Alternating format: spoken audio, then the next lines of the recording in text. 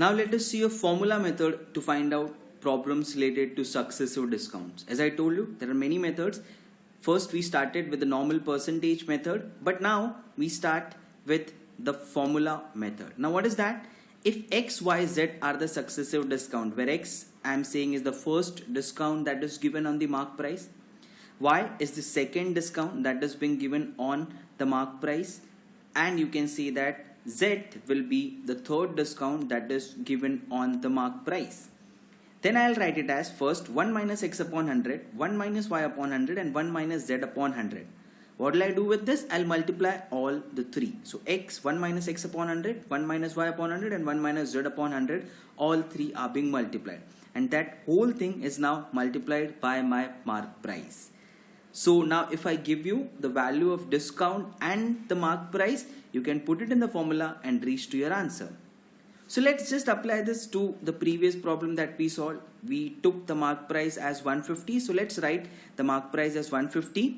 Then we took the three successive discount of 10, 20 and 30. So let X be 10, Y be 20, Z be 30. Three successive discounts, first, second and third. Let's substitute this in a formula. So 1 minus 10 upon 100, 100 minus 10 is 90 upon 100, which is nothing but you are taking 90% of 150 if you want to visualize. Then next is 1 minus 20 upon 100. So 100 minus 20 is 80 upon 100. So taking 80% of that, eventually you will be reaching to the selling price. So the logic is same, but we put it in a formula. Now 100 minus 30 is nothing but 70 upon 100, which means you are taking 70% of 90% and 80% of the mark price. And eventually if you do this, you cut everything, you will get your selling price from the mark price. So you are getting selling price directly from the mark price. So cut this. What is remaining is 15 into 9. 80 divided by 100, 0.8 into 0.7. That comes out to be 15 into 9 is 135 into 9 into 8 is 72. So I'll put it here as 0.7. Sorry, 8 7 it is 56. So I'll put it here as 56. Now just multiply 135 into 56 and you will reach to your answer. So if you can visualize here, what did we do? We are doing it by the same method, but we are putting it in a formula right now. So if I just multiply this, I'll get the final value, which is nothing but my selling price. So from the mark price of 150, I reached to the selling price, which is 75.60.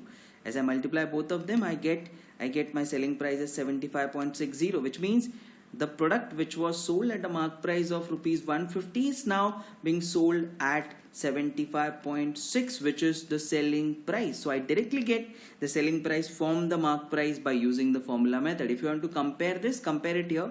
We got the mark price, if you can check it, for 150 we got the mark price as 75.6, which we said was 50.4%. So earlier we calculated in terms of percentage. Because we were using the percentage method, now we calculate it directly. Okay, and we told that the discount was in this case 49.6% of 150. So earlier we calculated in terms of percentage. Now we are calculating it directly. I don't know what is the percentage that is happening here, but I know if the mark price was 150, the selling price is 75.6. I calculate directly in terms of value. Now, in case they ask you what is a discount that is being given here, you will say, okay, 75.6 is the selling price, 150 was a mark price. So I'll subtract 75.6 from 150 and I'll get the answer as 74.4. Correct. That is the discount that is given in terms of value. So when will you use the formula method? When you want to know everything in terms of value. You don't want to know what is a percentage. If you want to know everything in terms of value, go for formula method.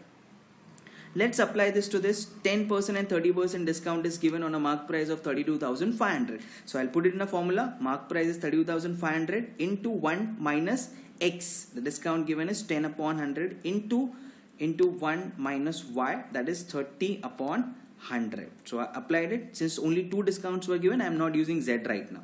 So 1 minus X upon 100, 1 minus Y upon 100 into mark price of 32,500. What will this give me? This will directly give me my selling price. So 32,500 into 100 minus 10, 90 divided by 100, which means you are taking 90% of the mark price right now. Then 100 minus 30 is 70 divided by 100. Now just calculate this, cut this. What are you left with now? You will be left with 110 gone from here, 10 again gone from here. So what are you left with? 325 into 9 into 7, okay, which is nothing but 63. So if I multiply 325 into 63, let's do that. We'll check to our selling price in. 5 into 3 is nothing but 15. 1 goes as a carry. 3 2 is 6, 7. 3 into 3 is 9. Put it into here. 6 5 is 30. 6 2 is 12 plus 3 15. 3 3 is 9 plus 18 plus 1 19. Right now just add. This comes out to be 9 plus 1 10. 1 plus 1 will be 2. So 20,475. Now that is what I get it as my selling price.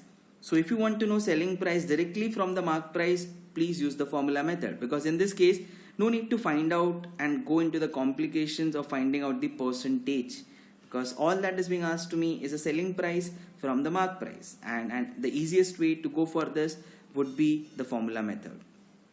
In case they ask you what is discount in terms of value, so what will you do? If discount is asked in terms of value, so 32,500 was my mark price, and then I sold it at 20,475. So if I subtract 20,475 from 32,500, I'll get the discount that was given in terms of value. So if you subtract both of them, the value that comes out to be will be your discount. So 12,025 is a discount that is being given in this case. So I know the value of discount, I know the value of selling price, I know the value of mark price.